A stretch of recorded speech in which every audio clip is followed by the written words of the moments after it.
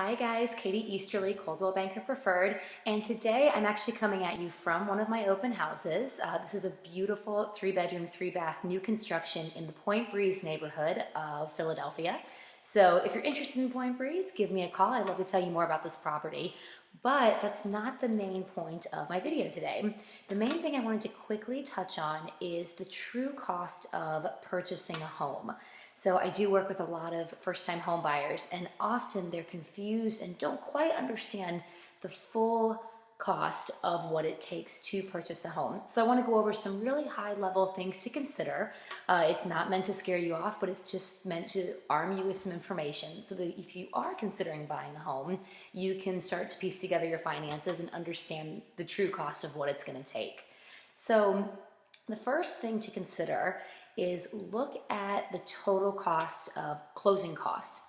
So closing costs are all of the different costs, all of the different things that factor into the actual transaction itself. So both the seller and the buyer will be responsible for different closing costs, and each transaction will be a little bit different, and of course this varies state to state. But in general, these are a few things that buyers do need to start planning for. Number one, this is very city and state specific, but transfer taxes. In the city of Philadelphia, both the buyer and the seller can expect to pay what's called a transfer tax on the sale. And each side pays 2% of the sale price. So 2% on the buy side, 2% on the sell side, for a total of 4% of the sales price that goes back to the city of Philadelphia. So keep that one in mind. Another thing to consider on the buy side, you will be responsible for things like your appraisal from the mortgage company, and you'll be responsible for things, different inspections. So this will include your general property inspection, your termite inspection, your radon inspection.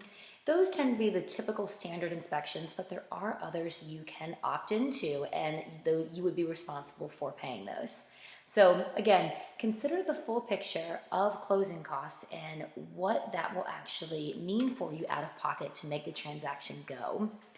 The next thing I want to quickly touch on is your monthly payment. So oftentimes you can go online to Zillow or Realtor.com or just Google a mortgage calculator.